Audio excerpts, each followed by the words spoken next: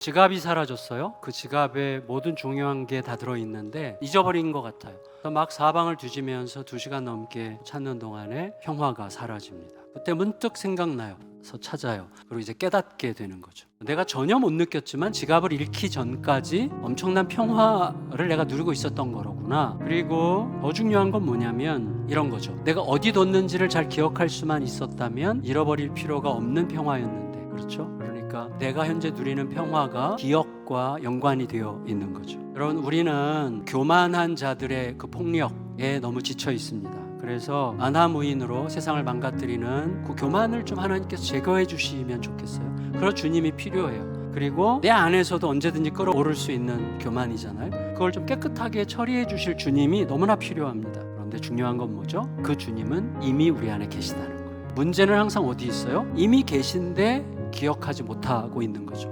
오늘 본문에 보면 성령의 감동으로 세계의 심판을 기록하고 있는 중이에요. 여러분, 지금 이 선지자 이사야는 하나님의 세계 심판이 엄중하게 시행되는 중에도 우리에게 가장 중요한 것은 하나님이 누구신가를 기억하는 거다, 이렇게 이야기하는 거예요. 그게 우리를 살릴 거다, 이 얘기를 하려고 하는 것입니다. 여호와는 누구죠? 이스라엘의 하나님이에요. 그런데 여호와 하나님을 부르면서 여호와가 하나님이래요. 하나님은 만왕의 왕, 온 세상의 창조주, 우주의 왕이시죠. 그분은 단지 이스라엘만의 하나님이 아니라 처음부터 온 땅의 통치자시라는 것을 기억하려고 하는 것입니다. 그런데 더 중요한 게 뭡니까? 그 하나님이 나의 하나님이라는 거예요. 여호와여, 주는 나의 하나님이시라. 굉장히 중요한 표현이죠. 거룩하신 분과 죄인은 접점이 없어요. 근데 거룩하신 분이 용서받지 못할 죄인에게 먼저 손을 내미시는 사건이 있었다는 거예요. 내가 뭘 어떻게 해서 얻은 자격이 아닌 거죠. 따라서 우리가 할 수 있는 일은 하나밖에 없어요. 뭐죠? 그분이 하나님이시라는 것과 그가 행하신 일을 예배하는 거예요. 그런데 하나님은 신실하시지만 우리는 안 신실해요. 하나님은 자기를 낮추어서 우리를 사랑하셨지만 우리는 자기를 한껏 높여서 하나님과 견주려고 하는 거예요. 이게 우리 안에 있어요. 이렇게 하려고 하는 것이, 내 판단이 하나님의 말씀보다 옳다고 확신하고 싶어 할 때가 우리들이 항상 있는 거예요. 하나님의 겸손한 사랑 덕분에 살았지만 교만으로 그 사랑을 짓밟는 거예요. 하나님은 그 실상을 고발하시고 단호하게 무너뜨리실 거래요. 따라서 그날이 오기 전에 빨리 하나님의 사랑 앞에 복종하는, 혹은 하나님의 사랑에 설득당하는, 그리하여 하나님께 사랑과 믿음으로 대답하는 길을 빨리 회복하는 게 우리에게 너무나 필요하다는 것입니다.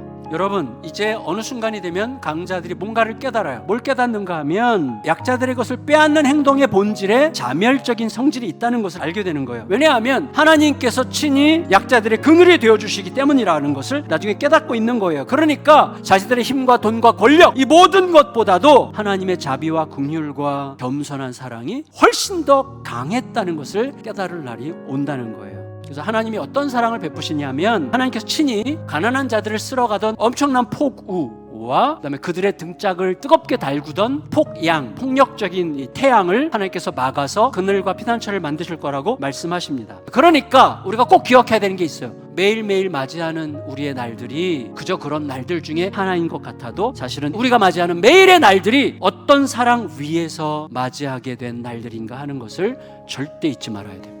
그 기억이 우리에게 너무 중요해요. 잃어버리고 나면 늦어요. 결국 우리가 맞이하게 될 마지막 회복의 가장 근사한 그림은 잔치와 회복입니다. 하나님은요, 만민을 대하실 때 각 사람을 그 사람의 형편과 처지와 수준에 맞게 만나셔서 그들에게 예수 그리스도가 답인 것을 깨우치시는 방식으로 만나주세요. 그리하여 만민의 잔치가 될 수 있는 거죠. 우리 아버지의 사랑은 그런 사랑입니다. 어떤 종류의 구원이건 죽음이 사라지지 않는다면 모든 구원은 초라해지는 거예요. 죽음은 모든 걸 허무로 삼키는 거잖아요.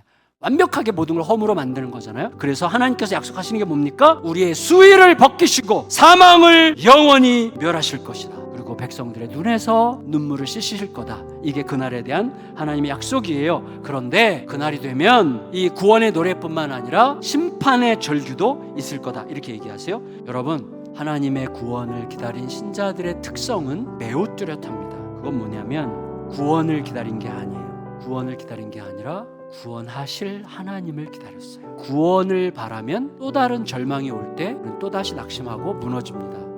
구원하시는 하나님을 기다린 자는 새로운 절망 앞에서도 여전히 하나님을 기다릴 수가 있어요. 이게 진짜 그날을 기다리는 자들의 특한 특징이에요. 구원을 기다린 게 아니라 구원하실 하나님을 기다렸고, 은혜를 기다린 게 아니라 은혜를 주시는 하나님을 기다렸고, 선물을 기다린 게 아니라 하나님이 선물이심을 잊지 않는 자들이었던 거예요. 그래서 이미 모든 걸 내주신 하나님만 계시면 더 이상 바랄 게 없겠다라는 진실을 알게 된 자들, 그들이 바로 그날을 맞이하는 자들이라고 이야기하십니다. 역사가 우리 가정 안에서 경험되기를 예수님의 이름으로 축원합니다.